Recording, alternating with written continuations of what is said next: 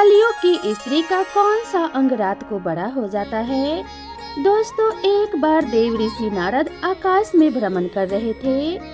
तब उन्होंने देखा कि एक स्त्री जो पहले से विवाहित है, वह एक पराये पुरुष के साथ में संबंध बना रही है। फिर देव ऋषि नारद अपने मन में सोचने लगे कि जो एक स्त्री अपने पति के लिए करवा चौथ का व्रत रखती है, उसकी लंबी आयु के लिए भगवान से विनती करती है, और वही स्त्री दूसरे पुरुष के साथ में संबंध कैसे बना सकती है। यह प्रश्न नारद जी को बहुत परेशान करने लगा। तब देव ऋषि नारद ने सोचा कि इसका उत्तर मुझे भगवान श्री कृष्ण अवश्य देंगे। तब देव ऋषि नारद भगवान श्री कृष्ण के पास आते हैं और भगवान श्री कृष्ण को प्रणाम करते हुए कहते हैं कि हे प्रभु, आज मेरे मन में एक प्रश्न उठ रहा है। उसी का निवारण करने के लिए मैं आपके पास आया हूँ। तब नारद जी की बात सुनने के बाद भगवान श्री कृष्ण कहते हैं कि हे देव ऋषि नारद, आपके मन में जो भी प्रश्न है, आप निश्चिंत होकर पूछिए, मैं उस प्रश्न का उत्तर अवश्य दूंगा। तब देव ऋषि नारद भगवान श्री कृष्ण से कहते हैं कि हे प्रभु, आज जब मैं आकाश में भ्रमण कर रहा था, तब मैंने एक स्त्री को देखा जो पहले से ही विवाहित है। वह एक पराये पुरुष के साथ में एक झोपड़ी में संबंध बना रही थी। वह तो अपने पति की लंबी उम्र के लिए व्रत रखती है, तो फिर वह अपने पति को धोखा क्यों दे रही थी। अब भगवान श्री कृष्ण देव ऋषि नारद से कहते हैं कि हे नारद, आज आपने यह प्रश्न पूछकर समस्त मानव जाति का उद्धार कर दिया है। वास्तव में यह प्रश्न बहुत ही ज्ञानवर्धक है। मैं आपको इस प्रश्न का उत्तर एक अत्यंत महत्वपूर्ण कथा के माध्यम से देता हूँ, परंतु आपको इस कथा को शुरू से लेकर अंत तक पूरा सुनना होगा, तभी आपको यह रहस्य समझ में आएगा। तब देव ऋषि नारद भगवान श्री कृष्ण से कहते हैं कि हे प्रभु, मैं आपको विश्वास दिलाता हूँ कि मैं इस कथा को शुरू से लेकर अंत तक पूरा अवश्य सुनूंगा। आप निश्चिंत होकर कथा सुनाइए। तब भगवान श्री कृष्ण देव ऋषि नारद को कथा सुनाते हुए कहते हैं कि हे नारद, दक्षिण देश में एक अत्यंत शोभायमान नगरी थी। उस नगरी में एक पंडित अपने पत्नी के साथ रहता था। उसे शास्त्र विद्या के साथ साथ नक्षत्र विद्या का भी पूरा ज्ञान था। कुछ दिनों के बाद पंडित के घर में उसकी पत्नी ने एक पुत्री को जन्म दिया। उसकी पुत्री देखने में बहुत ही सुंदर थी। अब उस पंडित ने अपने पुत्री की जन्म कुंडली देखी तो वह बहुत ही ज्यादा घबरा गया, परंतु उसने अपने पत्नी से कुछ नहीं बताया, क्योंकि उसकी पत्नी ने हाल ही में प्रसव किया था और वह अपने पुत्री को देखकर उससे बहुत ही ज्यादा प्रसन्न थी। तो वह पंडित अपने पत्नी को ऐसे प्रसन्न देखकर उससे कुछ नहीं कहता है और वह अपने पुत्री का नाम मोहिनी रख देता है। मोहिनी अपने माता पिता की लाडली पुत्री बन गई थी। अब देखते ही देखते उस पंडित की पुत्री कब विवाह के योग्य हो गई, पंडित को इस बात का पता तक नहीं चला। अब उस पंडित को अपने पुत्री के विवाह की चिंता सताने लगी। वह पंडित अपने पुत्री की जन्म कुंडली को देखकर बहुत घबराया हुआ था, क्योंकि उसकी जन्म कुंडली में एक बहुत बड़ा दोष था। इसीलिए वह अपने पुत्री का विवाह किसी से भी करने से डर रहा था। जब भी उस पंडित की पत्नी अपनी पुत्री के विवाह के बारे में बात करती, तो वह पंडित उस बात को टाल देता था, क्योंकि उसकी पुत्री की कुंडली में ऐसा दोष था कि जो भी उसकी पुत्री से विवाह करेगा, उसकी 2 से 3 साल के भीतर ही मृत्यु हो जाएगी। इस वजह से वह पंडित अपने पुत्री का विवाह किसी से भी करने से डर रहा था। उस पंडित की पत्नी को इस बारे में कुछ भी पता नहीं था। अब ऐसे ही कुछ दिन बीत गए। फिर पंडित की पुत्री को देखकर गांव और मोहल्ले के लोग भी अब उस पंडित की पत्नी को ताना देने लगे। एक दिन पंडित की पत्नी को शांता नाम की एक स्त्री ने अपने पास बुलाया और उससे कहने लगी, बहन, तुम अपने पुत्री मोहिनी का विवाह क्यों नहीं कर रही हो?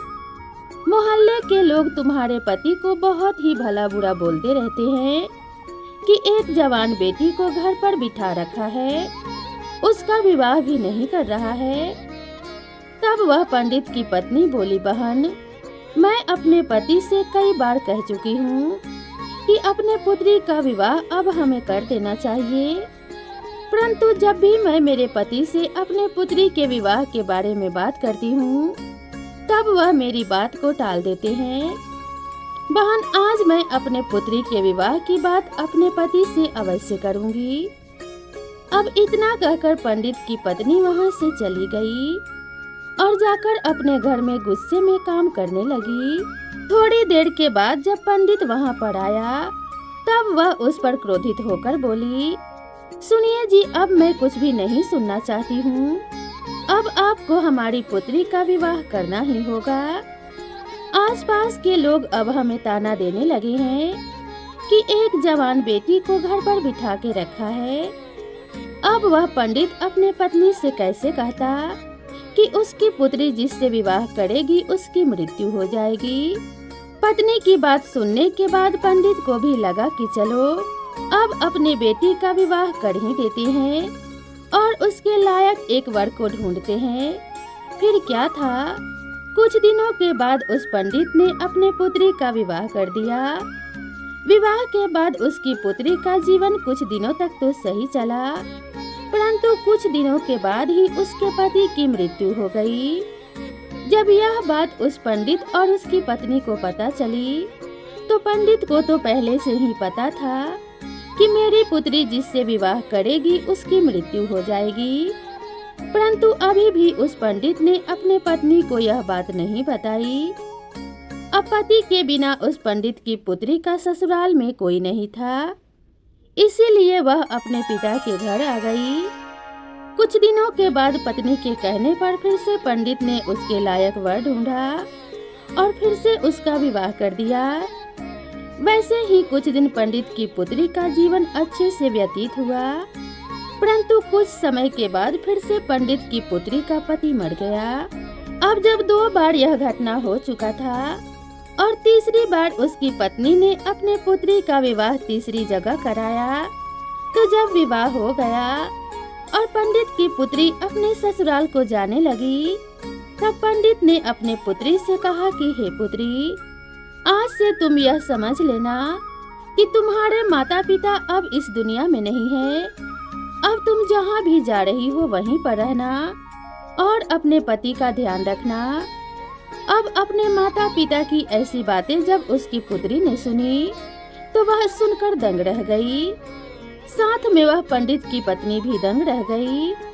उसे यह समझ नहीं आया कि आखिर उसके पति ने ऐसा क्यों कहा। जब उस पंडित की पुत्री अपने ससुराल में चली गई तब उसकी पत्नी ने अपने पति से पूछा कि हे प्रिय, आपने अपने पुत्री से ऐसा क्यों कहा।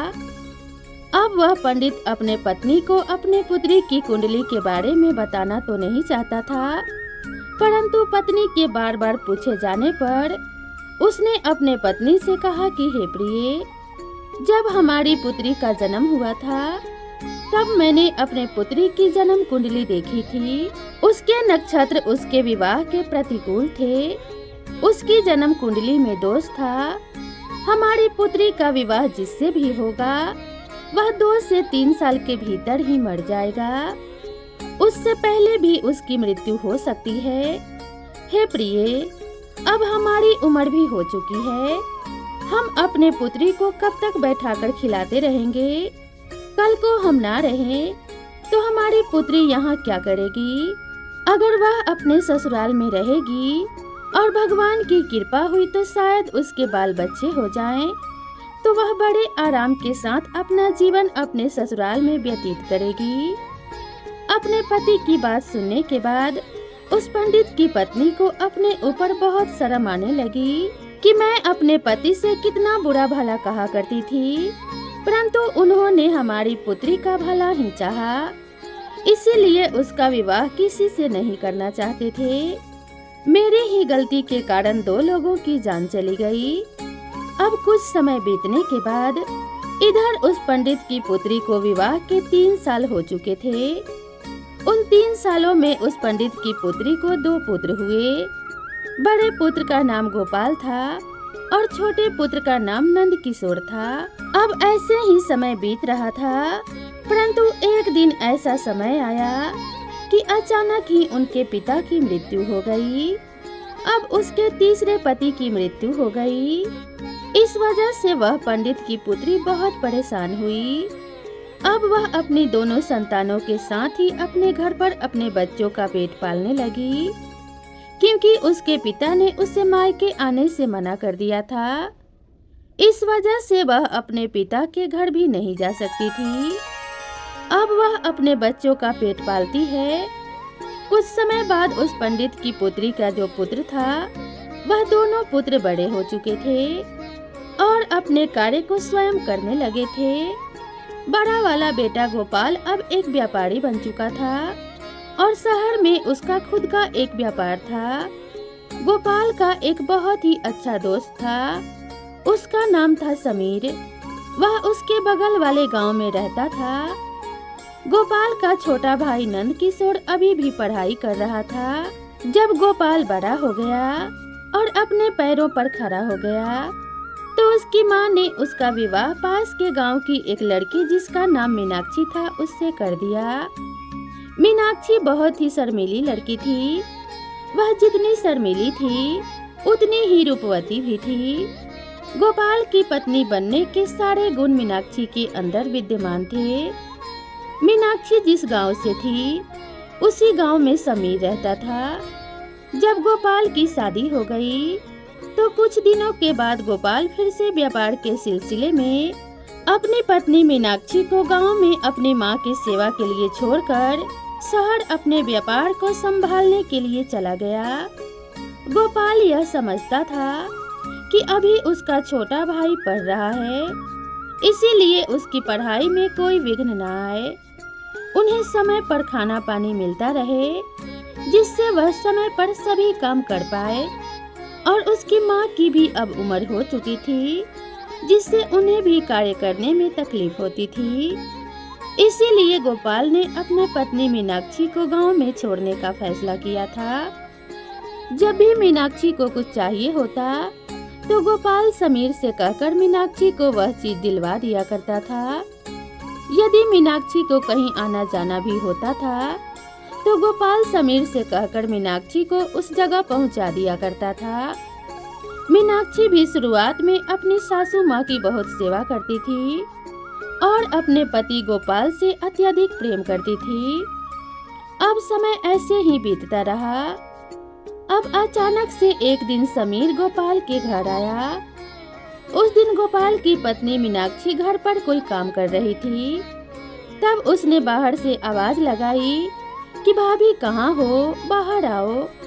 आपके पिताजी की तबीयत बहुत खराब है और उन्होंने तुरंत मुझे आपके पास भेजा है और वह आपसे मिलना चाहते हैं। जब मीनाक्षी ने समीर की इतनी बात सुनी तो वह भागती हुई समीर के पास पहुंची। अब इतने में मीनाक्षी की सासू माँ भी आ जाती है। जब वह समीर को बाहर देखती है तो वह समीर के घर आने का कारण पूछती है। तब समीर कहता है कि माँ जी, मीनाक्षी भाभी के पिताजी की तबीयत बहुत खराब है और उन्होंने मुझे अति शीघ्र इन्हें लाने के लिए भेजा है, इसीलिए मैं यहाँ पर आया हूँ। जब मीनाक्षी की सास ने समीर की बात सुनी तो वह मीनाक्षी से कहने लगी कि बेटी जल्दी जाओ और अपने पिताजी की देख रेख करो। तभी मीनाक्षी समीर के साथ उसकी मोटरसाइकिल पर बैठकर अपने गांव की ओर जाने लगती है। अपने घर पहुंचकर उसने अपने पिताजी की अच्छी तरह से देखभाल की और धीरे धीरे उसके पिताजी के स्वास्थ्य में सुधार आने लगा। अब मीनाक्षी का पति बाहर रहता था, वह अपने मायके आ चुकी थी, इसलिए वह अपने पिताजी की देखरेख में लगी रहती थी। उधर समीर भी रोजाना मीनाक्षी के पिताजी का हाल पूछने के लिए मीनाक्षी के घर आया करता था। मीनाक्षी मीनाक्षी को समीर के अंदर अब अच्छाई दिखने लगी थी। अब उसे समीर के प्रति लगाव होने लगा। वह मन ही मन समीर से प्रेम कर बैठी, परंतु वह समीर के मन के कपट को नहीं जान सकी, क्योंकि समीर एक अय्यास लड़का था। वह कोई भी काम नहीं करता था, और तो और उसे जुए की भी बहुत बुरी लत लग चुकी थी। साथ में वह स्त्रियों के साथ गमन भी करता था। वह अपनी वासना की पूर्ति के लिए वेश्याओं के साथ गमन किया करता था। मीनाक्षी को यह बात पता नहीं थी कि समीर की नजर अब मीनाक्षी के ऊपर आ चुकी है। इधर मीनाक्षी भी समीर से प्यार करने लगी थी। अब मीनाक्षी के पिताजी भी ठीक हो गए, लेकिन मीनाक्षी तो कुछ अलग ही सोच बैठी थी।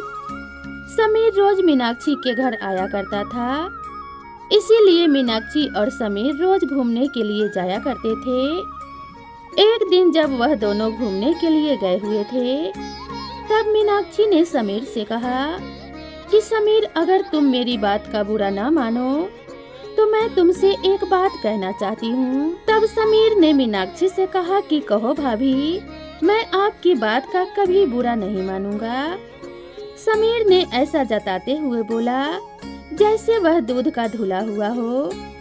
जब समीर के मुंह से मीनाक्षी ने भाभी शब्द सुना, तो वह गुस्से में बोली कि समीर, आज के बाद कभी भी तुम मुझे भाभी कहकर नहीं बुलाओगे, अन्यथा यह तुम्हारे लिए अच्छा नहीं होगा। अब समीर ने कहा ठीक है, फिर मैं आपको क्या कहकर बुलाऊंगा। अब समीर की बात टालते हुए मीनाक्षी ने कहा, समीर, सच बात तो ये है कि मैं तुमसे अब बहुत प्रेम करती हूँ। जैसे ही समीर ने मीनाक्षी के मुंह से प्रेम शब्द सुना, तो उसके मन में खुशियों के पटाखे फूटने लगे और वह मन से गदगद हो गया कि चलो अब मेरा काम तो हो गया।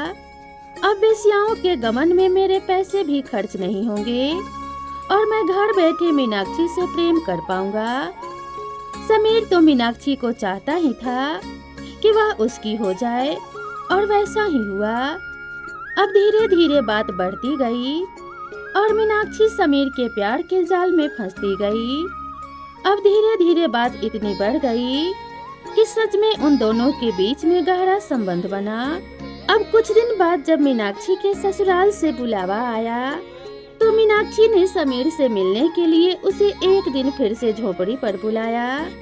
तब मीनाक्षी ने समीर से कहा कि समीर, मेरे ससुराल से बुलावा आया है, अब शायद मैं तुमसे ना मिल सकूं, इसीलिए जब भी मुझे तुम्हारी याद आएगी तो मैं तुमको एक पत्र लिखूंगी और तुम मुझसे मिलने के लिए मेरे ससुराल आ जाना। अब समीर तो वासना का आदी तो था ही, इसीलिए समीर मीनाक्षी की बात मान जाता है और मीनाक्षी समीर से इतना कहकर अपने घर आ जाती है। अब मीनाक्षी के पिता मीनाक्षी को उसके ससुराल छोड़ने के लिए फिर से समीर के घर जाते हैं, क्योंकि मीनाक्षी का कोई भाई नहीं था और ना ही कोई बहन थी। इसीलिए मीनाक्षी को ससुराल ले जाने के लिए मीनाक्षी के पिता को और कोई उचित व्यक्ति नहीं लगा। इसीलिए वह समीर को बुलाने के लिए उसके घर गए।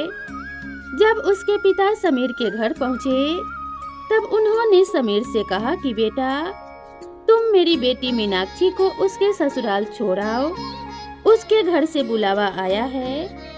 जब समीर ने मीनाक्षी के पिता के मुंह से यह बात सुनी, तब उसने कहा कि ठीक है पिताजी, मैं मीनाक्षी को उसके ससुराल छोड़ दूंगा। अब क्या था, समीर मीनाक्षी को उसके ससुराल छोड़ आता है और मीनाक्षी अपने ससुराल चली जाती है।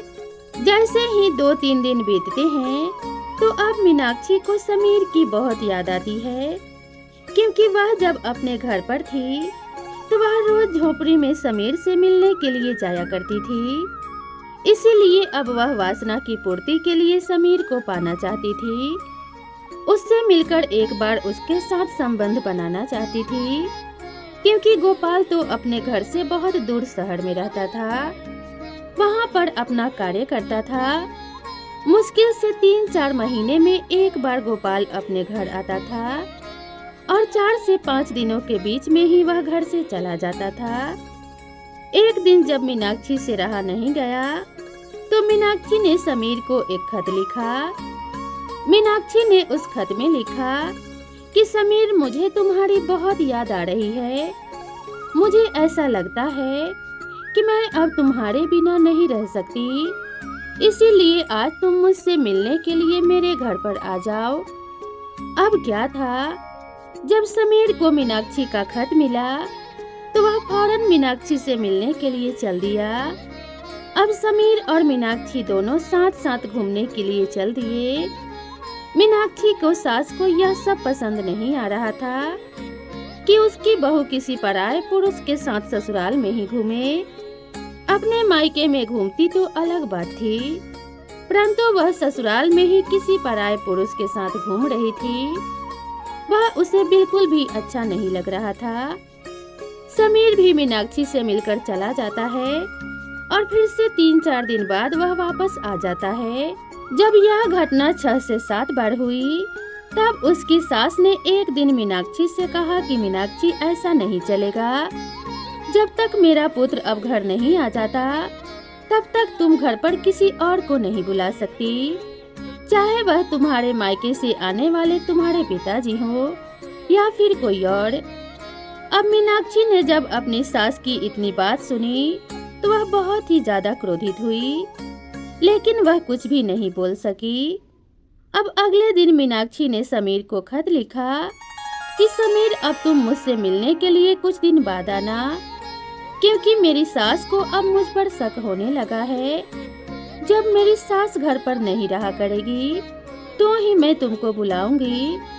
उधर समीर भी अपनी काम वासना को रोक नहीं पा रहा था और इसी के बीच में मीनाक्षी की सास कुछ दिनों के लिए तीर्थ यात्रा पर चली जाती है।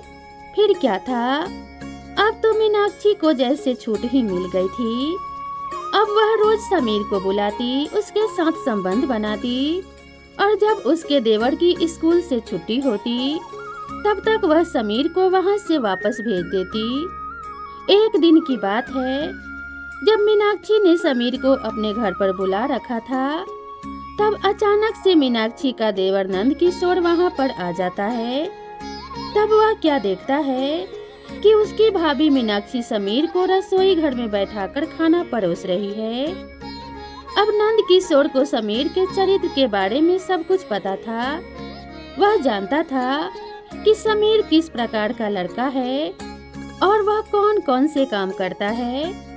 इसीलिए नंद किशोर ने अपने भाभी से कहा, भाभी, आप किसी अरे गहरे को इस प्रकार घर पर नहीं बुला सकती और शायद आप इसके चरित्र के बारे में कुछ नहीं जानती, तभी आप इससे बड़े प्रेम से बात करती हैं और आप इसके साथ जो घूमती हैं वह भी आप बहुत गलत करती हैं। आप इसका साथ छोड़ दो, नहीं तो मैं आपकी शिकायत भैया से कर दूंगा। जब समीर ने नंद किशोर की ऐसी बात सुनी तो वह गुस्से में वहां से चला गया। मीनाक्षी को अपने देवर नंद किशोर की बात पसंद नहीं आई। मीनाक्षी तुरंत भागकर बाहर गई और समीर से बोली, समीर, तुम गुस्सा मत करो, मैं नंद किशोर को सबक अवश्य सिखाऊंगी, मैं इसका बदला अवश्य लूंगी। समीर ने कहा, ठीक है मीनाक्षी, अगर तुम ऐसा कहती हो तो ठीक है, अन्यथा अब मैं यहाँ कभी नहीं आऊँगा। इतना कहकर समीर वहाँ से चला गया और मीनाक्षी भी घर के अंदर आ गई। अब वह सोचने लगी, अगर यह नंद किशोर घर पर रहेगा तो जरूर मेरे और समीर के बीच में रुकावट बनेगा। मैं एक काम करती हूँ, इस नंद किशोर को जहर देकर मार देती हूँ, तब हमारे बीच की रुकावट और कोई नहीं बनेगा। अपने मन में यही सोचकर अगले दिन जब वह खाना बना रही थी तो सबके लिए उसने खाना बाहर निकाल लिया और उसने अपने देवर नंद किशोर के लिए एक थाली में खाना बाहर निकाला और उसमें जहर मिला दिया। जब नंद किशोर ने वह खाना खाया तो उसी क्षण उसकी मृत्यु हो गई। अब कोई भी यह जान नहीं पाया कि नंद किशोर की मृत्यु कैसे हुई। नंद किशोर की माँ बहुत दुखी थी। उधर मीनाक्षी मन ही मन बहुत खुश हो रही थी कि चलो अब मेरे और समीर के बीच का कांटा मिट गया है। अब हमारे प्यार के बीच में और कोई नहीं आएगा। जब यह बात गोपाल को पता चली तो वह सब काम छोड़कर तुरंत अपने गांव लौट आया और वहां पहुंचकर जब उसने अपने भाई नंद किशोर को मृत अवस्था में देखा तो उसके प्राण पसीज गए, क्योंकि वह अपने भाई के लिए ही तो बाहर रह रहा था ताकि उसे अच्छी शिक्षा दे सके, अच्छा खाना और अच्छे कपड़े दे सके। इसीलिए उसने अपने पत्नी को भी घर पे ही छोड़ रखा था। ताकि उन्हें खाना न बनाना पड़े, घर का काम न करना पड़े और वह अपने भविष्य की चिंता करे, अपनी पढ़ाई पर ध्यान दे। लेकिन उसका भाई तो अब मर चुका था। कुछ दिन गोपाल अपने घर पर रुकता है और कुछ दिनों बाद फिर से गोपाल अपनी पत्नी मीनाक्षी को छोड़कर पुनः व्यापार के सिलसिले में शहर को चला जाता है। अब मीनाक्षी फिर से वही प्रक्रिया दोहराती है। कुछ दिन ऐसे ही बीतते हैं तो मीनाक्षी की सास ने मीनाक्षी से कह दिया कि देखो मीनाक्षी, हमारे घर पर यह सब नहीं चलेगा। अगर दोबारा ऐसा कुछ हुआ तो मैं तुम्हारी यह बात गोपाल से शिकायत कर दूंगी। जब मीनाक्षी ने अपने प्रेमी समीर के बारे में ऐसा सुना तो वह भी जोर से बोली कि जाओ, जिसे बताना है बता दो, मैं किसी से डरती नहीं हूँ, मेरा कोई कुछ बिगाड़ नहीं पाएगा, मैं समीर से प्यार करती हूँ। जब मीनाक्षी की सास ने इतना मीनाक्षी के मुंह से सुना तो वह मीनाक्षी से बोली, हो सकता है मेरे पुत्र को तूने ही मारा हो। जब तू ऐसा कह सकती है तो तू मेरे पुत्र को मार भी सकती है। फिर क्या था, मीनाक्षी को फिर से गुस्सा आ गया।